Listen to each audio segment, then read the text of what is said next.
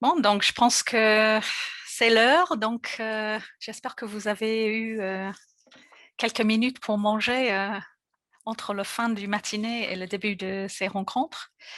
Donc, bienvenue dans cette rencontre aujourd'hui. Donc, démystifions la technologie. Yes, we can. Et merci d'avoir choisi d'être parmi nous aujourd'hui et j'espère que vous êtes prêts à retrousser vos manches et à regarder la technologie de plus près avec nous. Attends, c'est difficile à savoir quel écran regarder. Donc, l'objectif aujourd'hui, c'est de vous accompagner dans une exploration d'un sujet technologique qui nous concerne tous. En fait, c'est la gestion de... Excusez-moi, il y a les gens qui arrivent et je suis obligée de les admettre. Donc, c'est l'objectif de cet atelier. Donc, c'est l'exploration d'un sujet qui nous concerne tous, la gestion de données sur vos téléphones portables. Nous sommes loin d'être experts dans ce sujet, mais nous avons saisi cette opportunité d'apprendre plus. Et la réalité, c'est qu'on a appris des choses. Donc, on est très contente. Donc, qui sommes-nous? Nous sommes en fait le groupe. Excusez-moi, encore des gens qui tapent à la porte. Nous sommes le groupe Women in Tech IBM, en fait, qui travaille sur comment attirer des filles et des femmes vers des métiers de technologique. Et donc, c'est moi-même, Justine Mills, Sheila O'Hara, Corinne Bacle, Rachel Horty et Marie Audet. Et nous avons conçu cet atelier ensemble et nous allons l'animer en groupe. Et nous aimerons savoir un peu plus sur vous. Donc, je vais lancer un sondage.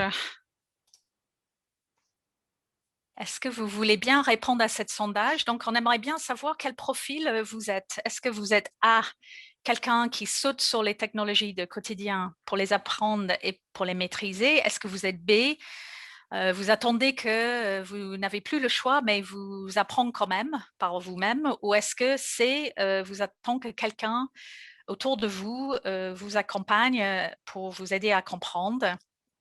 Ou est-ce que toutes les questions techniques passent par quelqu'un d'autre, votre conjoint, enfant ou quelqu'un d'autre?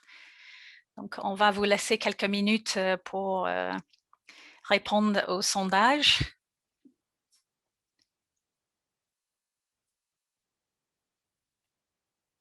Donc, je pense que c'est bon, ça a l'air de se stabiliser. Et donc, je vais vous partager les résultats. Donc, vous êtes globalement A et B. C'est vrai que ce n'est pas étonnant, on est un cercle d'entreprises dans la technologie. Donc, c'est super. Donc, vous allez peut-être nous apprendre aussi des choses. Cet atelier, cette rencontre, c'est vraiment un échange. Donc, n'hésitez pas à monter à la fois vos questions, mais aussi vos conseils dans le chat.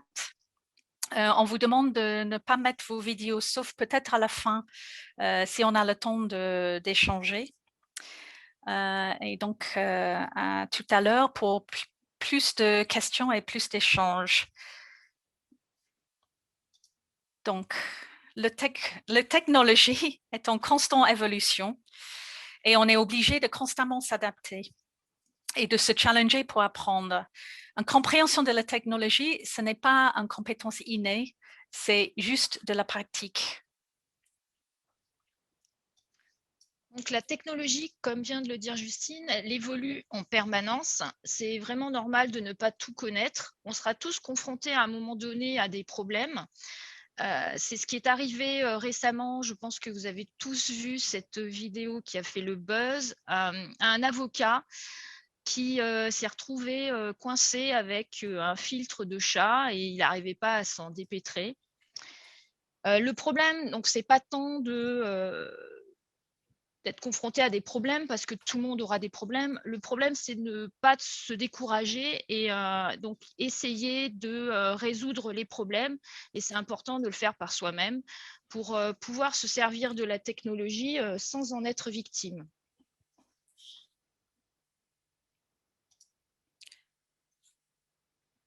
Donc, en fait, la technologie, pourquoi c'est important? Ben, c'est important parce que ça impacte tout. On a vu aussi avec la crise Covid que cet phénomène, il est en accélération et les compétences numériques sont en train de devenir une partie intégrale de notre vie, comme gérer votre foyer, votre nourriture et vos finances. Dans ce contexte, en fait, c'est important à gagner en autonomie et de faire des choix avec le plus d'informations possible. Subir la technologie, ce n'est jamais positif. Et en devenant un utilisateur éveillé, ça va vous permettre de choisir les meilleurs logiciels et des solutions adaptées à vos besoins.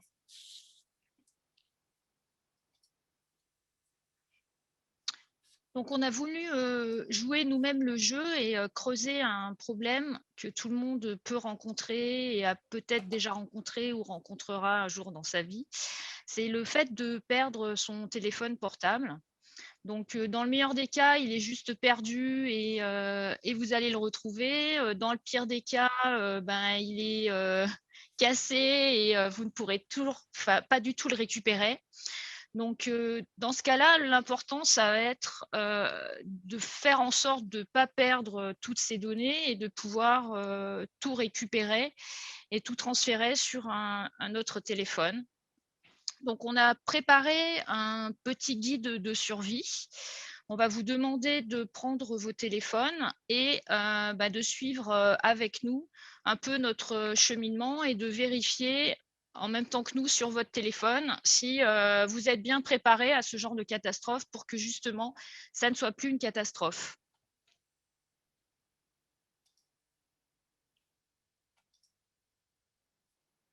Alors moi, je vais prendre le premier cas où on a perdu son téléphone, mais pas vraiment perdu. On va quand même arriver à le retrouver. La première fois que ça m'est arrivé, moi, je venais de faire des courses dans un supermarché. J'étais dans un parking au sous-sol. Il faisait super noir là-dedans. Je rentre dans ma voiture, je cherche mon téléphone et là, plus de téléphone. Bon, je me suis souvenu que je l'avais utilisé pour éclairer mon sac pour trouver les clés de la voiture. Donc, il était a priori pas très loin et effectivement, il avait glissé entre le siège et le levier de vitesse. Et mon téléphone était noir à l'époque. Alors, pour trouver un téléphone noir dans une voiture où tout est noir, et en plus, il faisait noir, ça a été un peu compliqué. Donc, j'ai passé quelques années après avec un téléphone avec une couleur assez étrange, un peu flashy pour tout dire, qui n'était pas très professionnel, mais c'est pas grave. Ça avait toute son utilité. Et pour ensuite arriver sur un blanc, puis là, je suis revenue sur un noir. Alors, la perte du téléphone, la première chose qu'on peut penser, c'est l'aspect géolocalisation. Donc là, je vous propose un petit exercice. Donc, c'est le slide juste après. Vous allez pouvoir scanner le QR code là, qui est sur la gauche. Et vous allez avoir une page Internet qui va s'ouvrir. Donc, ça n'installe rien dans local. Il va vous demander peut-être si vous voulez partager certaines choses. Donc, à vous de voir ce que vous voulez faire par rapport à ces questions-là. Et il va vous demander de rentrer un identifiant unique avec donc 8 caractères minimum. Alors, l'identifiant en question, je vais partager mon écran après, donc il pourra arriver sur mon écran, donc faites attention à ce que vous mettez comme nom. Il n'y a pas de contrainte particulière, si ce n'est qu'il faut qu'il soit politiquement correct. Voilà, je l'ai fait avec des élèves et ce n'était pas forcément toujours très politiquement correct. Alors, je vais partager mon écran et on va voir qui s'est connecté. Alors, j'ai lancé le partage, c'est parti. Alors, pour l'instant, il y a Marie et Sheila qui se sont connectés. Et quand vous êtes connectés, vous avez sur l'écran un ensemble de données que vous voyez apparaître et qui sont les données en fait que moi, je vais pouvoir récupérer. On va regarder ce que Sheila partage. Alors, qu'est-ce que tu partages, Sheila?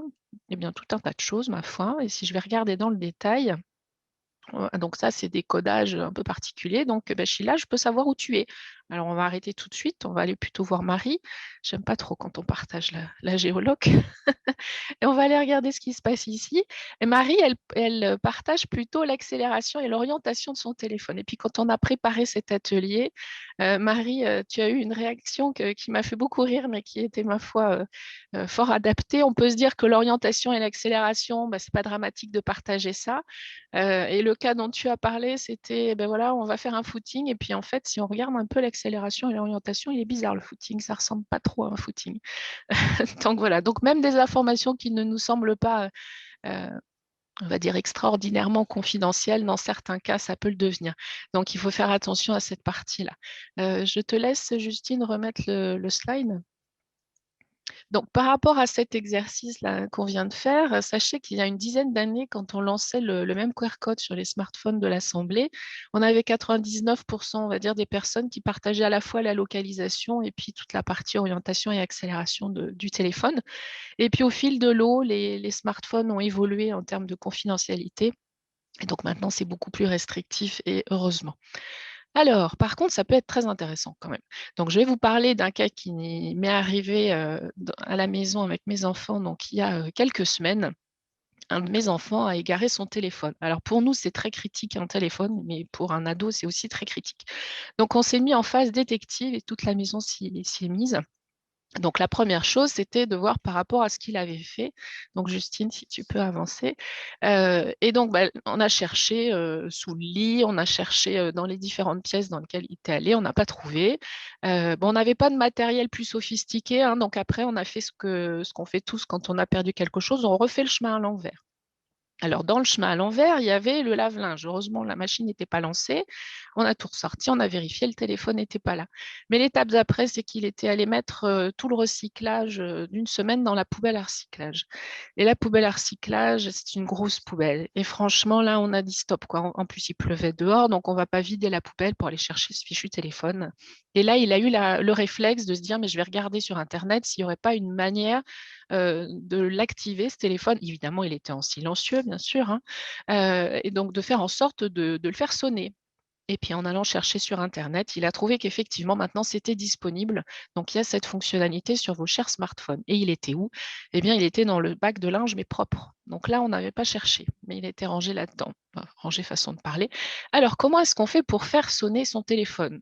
Alors, quand on a préparé, c'est pareil, c'est Sheila, je crois que tu disais que toi, dans ta famille, c'était dans le congélateur qu'il avait été perdu.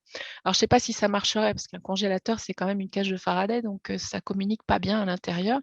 Mais bon, en principe, dans la maison, on arrive à le trouver. Donc là, vous avez deux liens, le lien Android et le lien iPhone, pour trouver le moyen de faire sonner votre téléphone. Alors, où c'est important, c'est de configurer ces deux liens sur vos PC ou tablette rapidement, parce qu'en fait, quand vous vous connectez la première fois, il va vous demander de vérifier que c'est bien vous, si vous avez activé les connexions sécurisées, et il va vous demander de le vérifier avec un code qui arrivera sur votre smartphone. Donc, si vous le faites au moment où vous avez perdu votre smartphone, ça ne marche pas bien, c'est un peu le chat qui se mord la queue. Donc, je vous conseille d'aller regarder comment ça marche. Et puis ensuite, vous appuyez sur le bouton faire sonner et magique, ça fonctionne. Il y a deux autres boutons, mais ça, Rachel nous en parlera tout à l'heure. Et puis, ça fait aussi la partie géolocalisation, évidemment. Même si vous ne l'avez pas partagée, généralement, elle est partagée pour cette application-là et ça permettra de vérifier qu'il est effectivement pas loin de vous. Bon, ça ne dira pas où exactement, mais au moins pas loin. Voilà, voilà.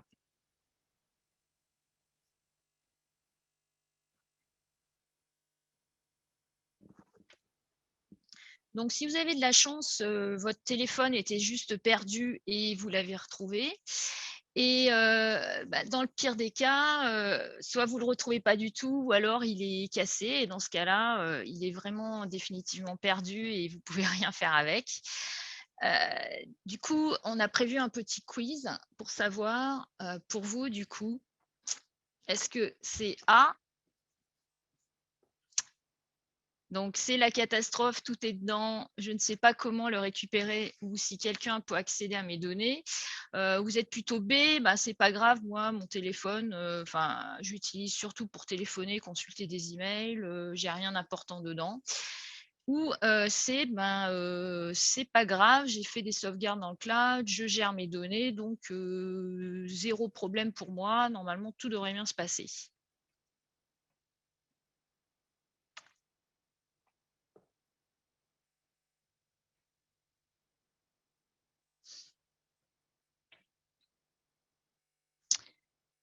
Alors, pas mal de personnes ont répondu A. Du coup, c'est cool. On va pouvoir vous donner plein de solutions pour éviter de tomber dans cette catastrophe. Nous-mêmes, entre nous, on était un peu plus en C, ce qui est le deuxième choix ici. Et on était plutôt vachement confiante. Et quand on s'est mis à creuser, on s'est rendu compte que les sauvegardes, elles ne comprenaient pas tout ce qu'on pensait. Et voire, elles étaient très anciennes, voire pas lancées. Et donc, du coup, on n'était pas du tout dans les clous.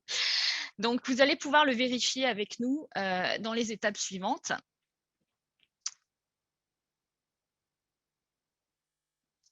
Donc, la première étape, la première question à se poser, ça va être, dans mon téléphone, il y a vraiment des tonnes de choses, des tonnes de données, des tonnes d'applications.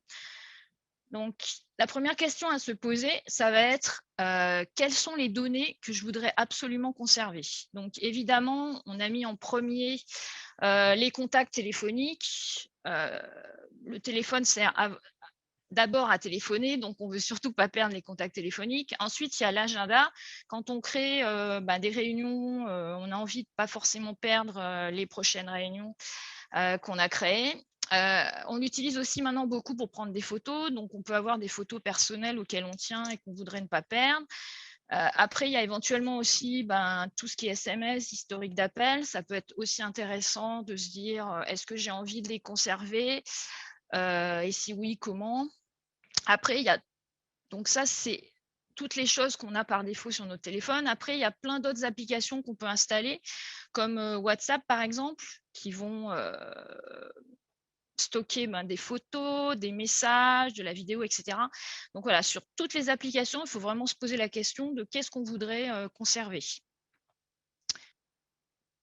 Donc, du coup, ça se passe en 3 étapes.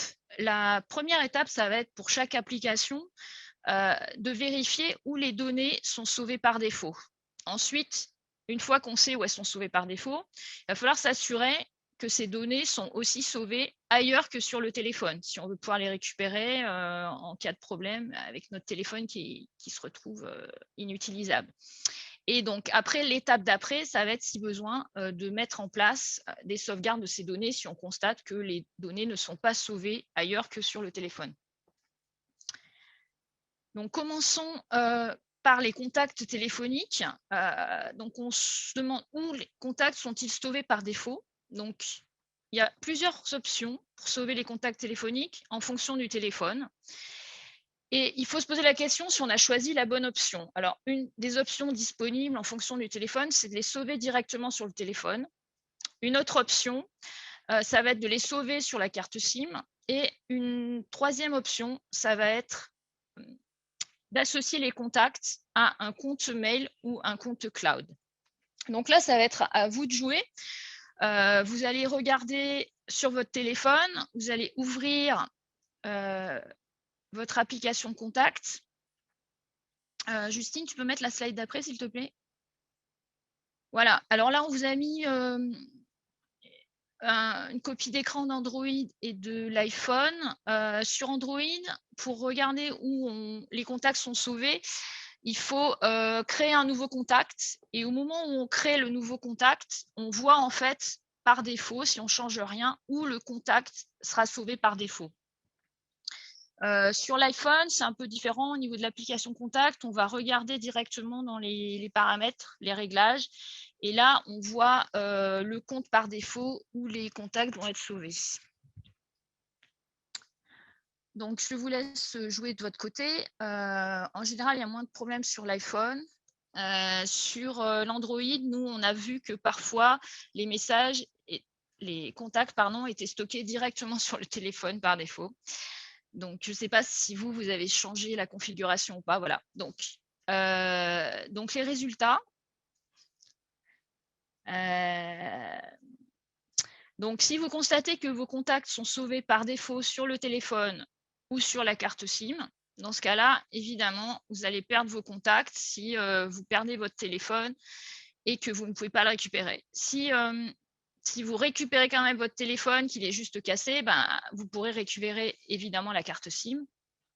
Donc, la meilleure option, clairement, la plus polyvalente, ça va être d'associer ces contacts téléphoniques à un compte mail ou un compte cloud. Et là, attention quand même, petit bémol, il faut vérifier si les contacts qu'on crée directement sur le téléphone sont bien synchronisés avec votre compte mail. Moi, ça m'est arrivé très récemment. Donc moi, tout est synchronisé avec mon compte Google, hein. Donc je pensais que tout était bon et quand j'ai voulu changer de téléphone, j'avais un smartphone qui était assez vieux et je me suis rendu compte que mon nombre de contacts que j'avais sur le téléphone était très supérieur au nombre de contacts que j'avais dans mon compte Google. Tout ça parce que mon téléphone était un peu vieux et Google m'avait bloqué la synchronisation sans me le dire parce que j'avais pas toutes les mises à jour de sécurité que je pouvais pas installer parce que mon téléphone était justement trop vieux. Donc là, une astuce simple, vous regardez le nombre de contacts dans votre appli contact de votre téléphone. Ensuite, vous allez sur votre ordinateur, vous ouvrez votre compte mail, vous regardez le nombre de contacts et vous vérifiez que vous avez exactement le même nombre. Donc, c'est assez instructif. Voilà, donc ça, je vous laisse jouer après la session. Merci Rachel. Donc, ce que je vous propose, c'est de regarder maintenant l'application qui est l'agenda, ou le calendrier. Donc, pareil que pour les contacts, on va avoir plusieurs options pour sauvegarder ces contacts, ces événements sur son téléphone. Donc, option 1, est-ce qu'ils sont directement dans le calendrier associé à mon téléphone? Ou option 2, est-ce qu'ils vont être associés à un compte mail ou à un compte cloud comme on pourrait avoir sur les contacts? Donc pareil, je vous propose de passer directement sur vos téléphones sans plus tarder. Et donc voilà, on vous a mis des petites captures d'écran pour aller... pardon, je vois qu'il y a une question dans le chat en même temps, donc pour vous orienter. Donc la question dans le chat, comment fait-on pour mettre ses contacts pro avec sa messagerie pro et pas celle de Google? Alors je pense que ça va dépendre des différents comptes que vous pouvez associer en fonction de ce que vous pouvez associer. Mais ce que je vous propose, c'est qu'on collecte les questions peut-être et qu'on en parle à la fin, qu'on réponde à la fin. Donc sur la partie agenda, donc sur Android, il suffit d'aller, comme sur iPhone d'ailleurs, créer un nouvel événement. Et sur ce nouvel événement, vous pourrez voir effectivement si vous avez un compte mail qui est associé ou un compte cloud, ou alors si c'est sélectionné directement sur le calendrier, sur Android en tout cas.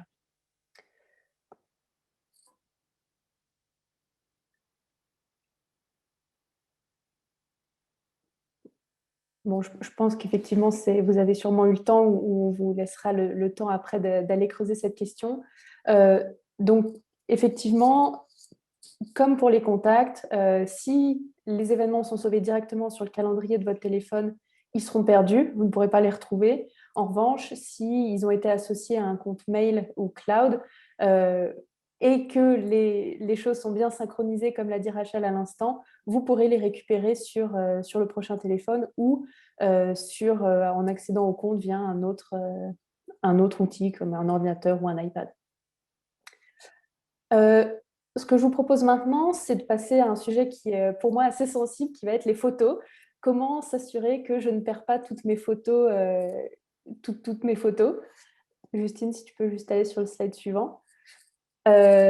Donc, s'assurer de où vont être sauvegardées les photos sur mon téléphone. Donc, est-ce qu'elles sont sur le téléphone en local?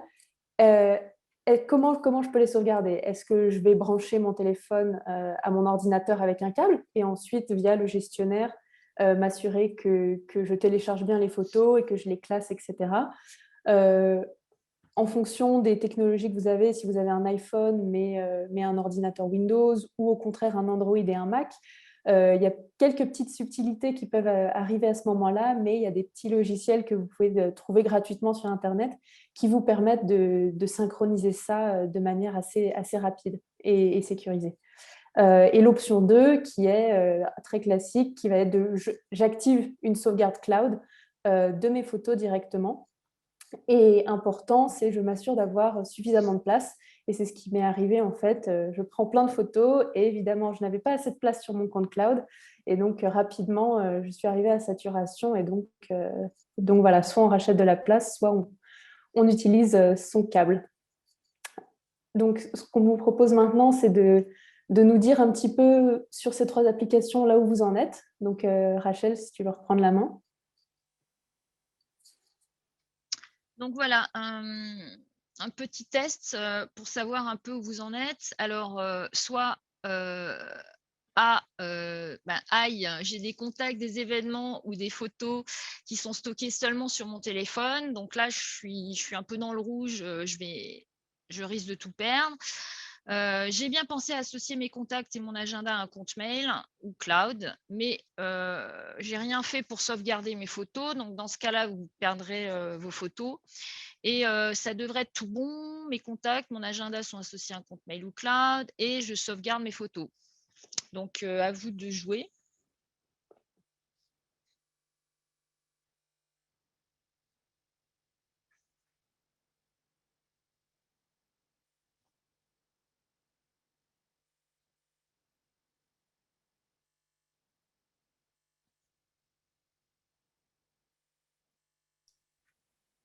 Vous continuez à voter, donc je laisse ouverte. Là, je pense que ça se stabilise, donc voilà les résultats. Ah, moi je ne vois pas de résultat qui s'affiche. Ah, ça y est. Alors, majoritairement, première réponse. Donc, du coup, vous avez rien sauvé. Alors, du coup, je vous conseille vivement de le faire après la session. En deuxième, ça devrait être tout bon parce que tout est sauvé d'une façon ou d'une autre. Mais là, attention au problème de sauvegarde dans le cloud, où souvent on ne se rend pas forcément compte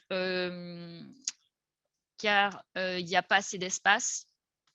Ou un cas qui m'est aussi arrivé, c'est que je pensais que c'était tout bien sauvegardé, mais en fait, j'avais activé seulement quand j'étais en connexion Wi-Fi et du coup, je ne suis jamais en Wi-Fi, tout le temps en 4G, donc du coup, ça ne se sauvait pas du tout non plus. Donc, voilà.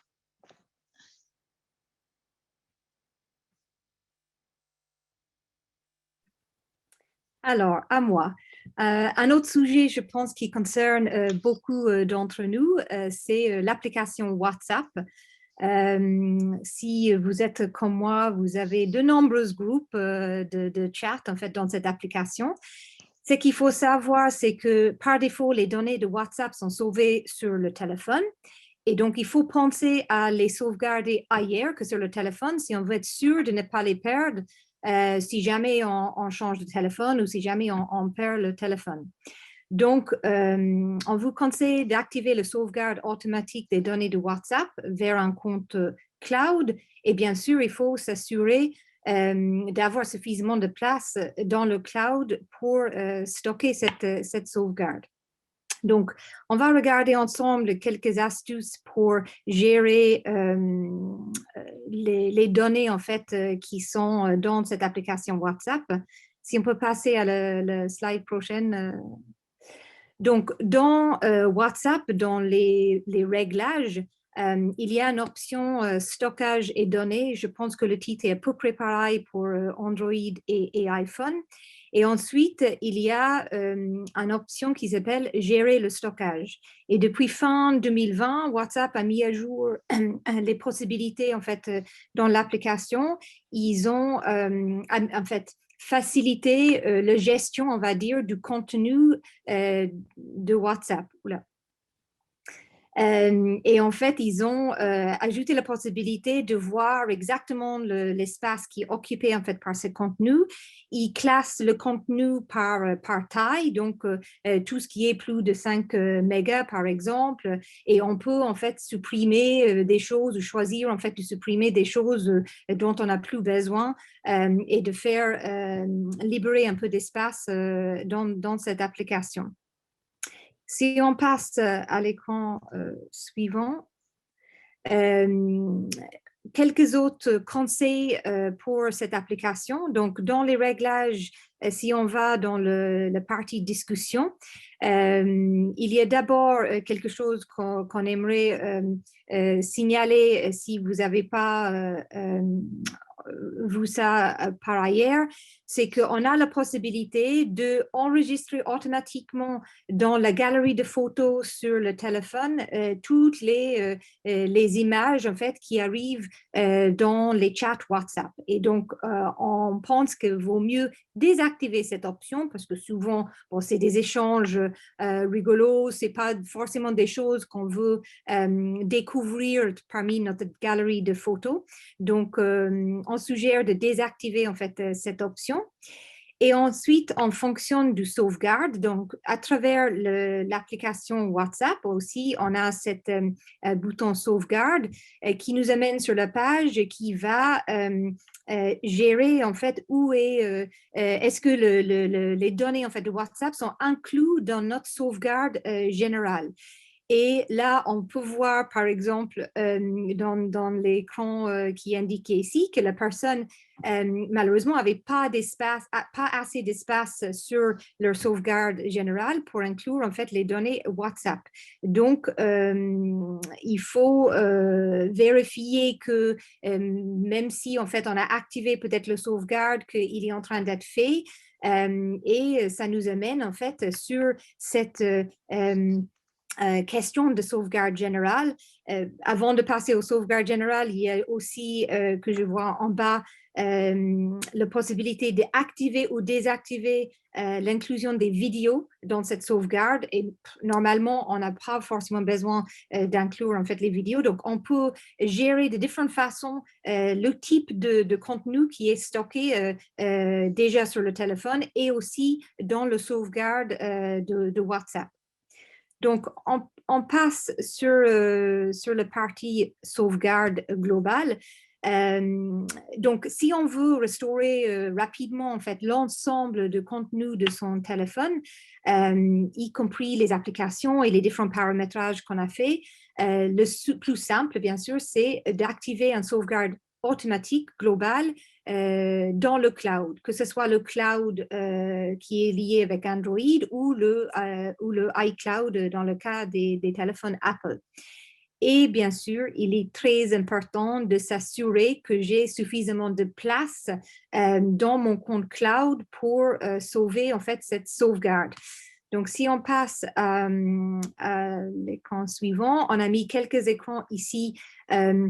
Des exemples Android, bien sûr, ça peut être un peu différent en fonction de le marque, on va dire, de téléphone Android, mais vous pouvez voir que dans les réglages ou dans les paramètres, on a la visualisation de le compte cloud, par exemple Google ici, le sauvegarde, le taille de sauvegarde, son nom et aussi sur le dernier écran, on peut voir toutes les différentes applications et les données qui sont incluses en fait dans cette sauvegarde.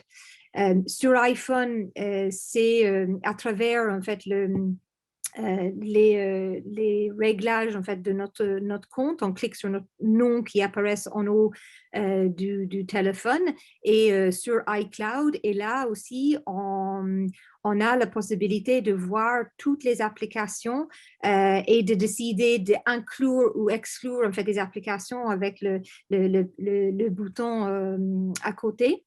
Et dans le cas, par exemple, d'iCloud, et en préparant cet événement, on peut voir le différents types de sauvegarde qu'on a. Donc, avec iPhone ou avec Apple, par exemple, on peut avoir le sauvegarde de tous les devices Apple qu'on a peut-être à la maison ou dans la famille. Et en fait, je me suis rendu compte que j'avais encore dans mon compte cloud le sauvegarde d'un ancien téléphone que j'avais l'année dernière et que j'utilisais plus et qui occupait 5 gigabytes en fait de l'espace sur mon compte cloud. Donc, et il y avait aussi un ancien sauvegarde de le téléphone de ma fille. Donc, grâce à la préparation de cet événement, j'ai gagné à peu près 10 gigas d'espace sur le cloud pour me permettre justement de sauver plus de photos, etc. Donc, Très important d'aller regarder là-dedans. Normalement, en fait, les différents téléphones, en fait, on va être averti si on n'a plus d'espace sur le cloud pour sauver en fait les sauvegardes, mais peut-être pour une raison donnée, on ne voit pas ces messages qui arrivent et le jour où où on a besoin de récupérer une sauvegarde, on peut se retrouver avec des sauvegardes qui datent de l'année dernière et qui n'ont pas du tout en fait toutes les données qu'on veut dedans. Donc, on vous conseille de jeter un œil là-dedans, faire un peu de nettoyage parce que c'est aussi bon pour la planète. Donc, je réduis mes données, je vérifie mon historique en fait de sauvegarde, je supprime des anciennes sauvegardes s'il en reste dont j'ai plus besoin. Je fais le sauvegarde si je peux en Wi-Fi parce que pareil, c'est moins impactant au niveau de l'environnement que de le faire en fait, que d'utiliser le 4G. Et pour le choix de quel compte cloud j'utilise, bon, si on est utilisateur d'Apple, bon, on va utiliser le cloud, mais on peut aussi le iCloud d'Apple, mais on peut aussi privilégier une option qui permet de changer plus facilement de modèle de téléphone. C'est le cas, par exemple, d'Android où on peut changer de marque et on n'est pas coincé en fait par le système d'exploitation. Donc, très important, prenez le temps, ça, vous allez être reconnaissant envers vous-même la prochaine fois que vous avez besoin de récupérer une sauvegarde. Et juste parce que c'est un commentaire dans le chat, il y a aussi l'option de câble pour faire un backup sur ordinateur si besoin, si vous ne l'avez pas vu, cette commentaire.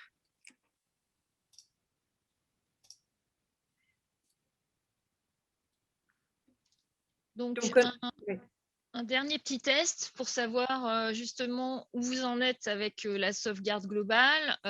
Kezako, la sauvegarde globale, j'ai jamais activé de sauvegarde globale en première option. Justine, tu lances le quiz? Oui. Il manque l'option, elle a 3 mois, ma sauvegarde. Deuxième option, j'ai bien activé une sauvegarde globale, mais ma dernière sauvegarde est très ancienne, ou alors elle ne contient pas tout ce que je pensais qu'elle contenait. Ça devrait être tout bon, j'ai activé une sauvegarde globale, ma dernière sauvegarde est récente, elle contient bien tout ce que je veux sauvegarder.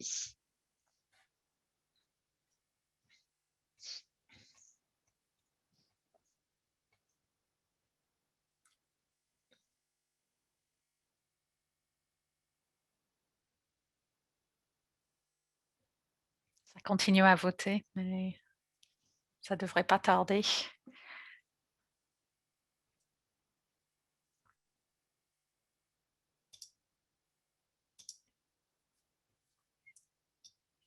Alors, c'est plutôt B.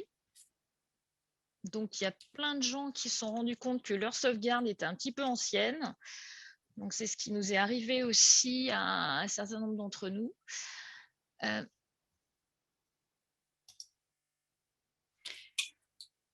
Donc, moi, je vais parler un petit peu de qu'est-ce qui se passe si donc, mon téléphone est...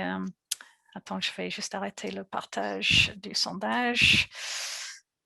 Comment je fais pour sécuriser mes données si mon téléphone a effectivement été volé et que quelqu'un d'autre l'a dans les mains? Donc, il y a 2 aspects de sécurité. Il y a le niveau téléphone, il y a le niveau des applications. Donc moi, j'ai lu un petit article en préparant cet atelier et j'ai lu, et ça ne m'a pas étonné, que chaque personne a en moyenne 80 mots de passe à gérer dans leur vie. Donc c'est vrai que ça dépasse un petit peu les capacités de nos mémoires et nos neurones. Donc quelques conseils. Donc l'accès à mon téléphone. Donc, quelqu'un a votre téléphone dans leurs mains. Donc, le mieux que vous pouvez faire, c'est déjà configurer un code PIN pour la carte SIM et vous pouvez faire aussi un code au démarrage du téléphone. Il faut aussi penser que le téléphone, il est chargé quand quelqu'un l'a. Peut-être vous n'avez pas locké le verrouillage de l'écran. Donc, c'est important aussi à prévoir ce cas-là et programmer un pattern ou un code pour déverrouiller votre écran. Et aussi que ça se déclenche rapidement, que ça ne reste pas 5 minutes, 10 minutes sans activité avant de se locker. Tout ce que j'ai lu sur le biométrique, a priori, c'est bien le biométrique, notamment l'empreinte digitale, ça a l'air assez efficace maintenant. Et c'est vrai que beaucoup de téléphones modernes ont cette possibilité et même plus. Donc, les conseils sont plutôt de l'utiliser, mais essaye de voir où sont stockées en fait ces empreintes. C'est mieux si c'est local dans votre téléphone et pas remonté dans un cloud quelconque.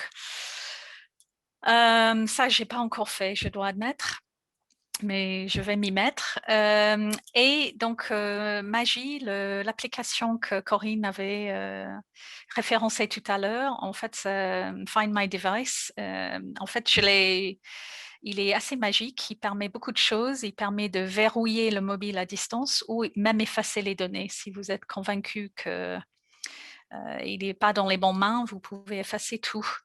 Et moi, il était installé par défaut, en fait, donc Google Play Protect. Donc, les mots passe. Donc, pour les applications non critiques, en fait, on reste logué tout le temps.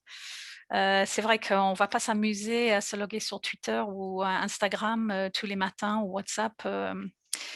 C'est beaucoup trop lourd. Et donc, ce qu'il faut, c'est aussi accepter des fois que c'est plus facile de ne pas forcément se rappeler des mots de passe. C'est d'accepter de les changer régulièrement, en fait, de les réinitialiser et de ne pas hésiter. Les méthodes, a priori, pour ces applications-là ne sont pas super lourdes pour réinitialiser, donc c'est faisable. Par contre, pour les apps critiques, il faut vraiment penser à des mots de passe plus sécures et notamment les phrases, donc de minimum 12 caractères. Et idéalement, pour les mémoriser, c'est bien si on peut prononcer ces phrases et remplacer, vous avez peut-être lu ça aussi dans les guidelines, les caractères par les chiffres ou d'autres caractères spéciaux, en fait, pour essayer de se rappeler. Et aussi, essayer de réfléchir à ne pas avoir des liens avec vos données personnelles. Et idéalement aussi, ne pas stocker vos mots de passe sur votre téléphone ou sur votre ordinateur, pareil, ni par le browser, sauf si vous avez vraiment pris le temps d'installer un gestionnaire de mots de passe. Grâce à cet atelier, j'ai commencé à installer OnePassword. Donc, je suis un peu au milieu de cette activité-là. Et idéalement aussi, il faut prioriser les logiciels qui gardent les mots de passe en local ou cryptés s'ils sont remontés dans le cloud. Il faut aussi penser, et je pense que tous les banques maintenant, c'est le cas, vous activez aussi la vérification en 2 temps pour les accès critiques. Donc, où il y a deux manières de valider que c'est bien vous. Ce que j'ai lu dans cet article qui m'a bien amusé parce que c'est exactement ce que je faisais, c'est que c'est aussi bien d'écrire vos mots de passe dans un carnet, le stocker dans un lieu sûr, chez vous, notamment, on est tous chez nous en ce moment. Mais bien sûr, ça n'aide pas si vous êtes en voyage de retrouver vos mots de passe rapidement. Donc vraiment, le message de la fin pour nous, c'est vraiment important de s'intéresser à ce sujet. Nous avons bien aimé cette phrase de Julia de Funès. Le travail n'est ni malheur ni bonheur, c'est un moyen au service de la vie. Et on avait envie de substituer par la technologie, parce que vraiment, il faut dire que ça fait partie de notre vie. C'est au service de vos vies et n'attends pas que quelqu'un d'autre fait à ta place. Et la bonne nouvelle, c'est que c'est très faisable.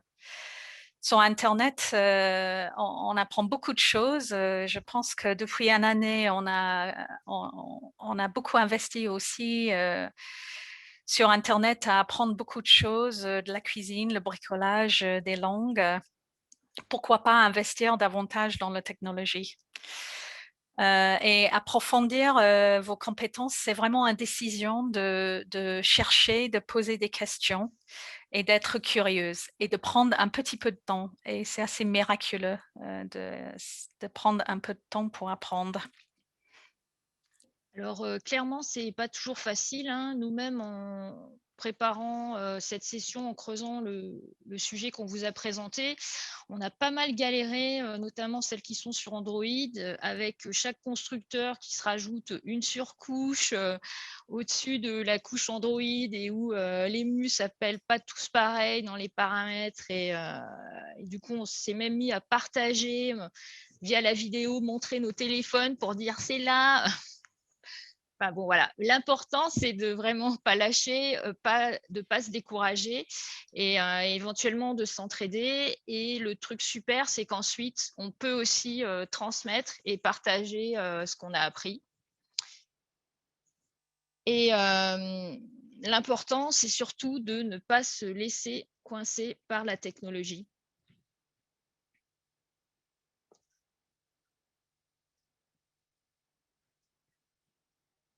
Voilà, du coup, on a joué avec les filtres et maintenant on les maîtrise parfaitement.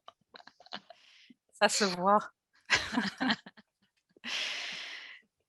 Donc, on a une dernière question pour vous. C'est, aimeriez-vous faire partie d'un groupe où on se donne un peu les défis d'apprendre ensemble et de résoudre les problèmes de techno? Ça peut prendre plusieurs formes, mais nous, on est prêt à travailler avec vous et de voir comment ça peut être intéressante pour tout le monde de tout niveau. Donc, je lance le dernier sondage pour voir si vous êtes intéressés.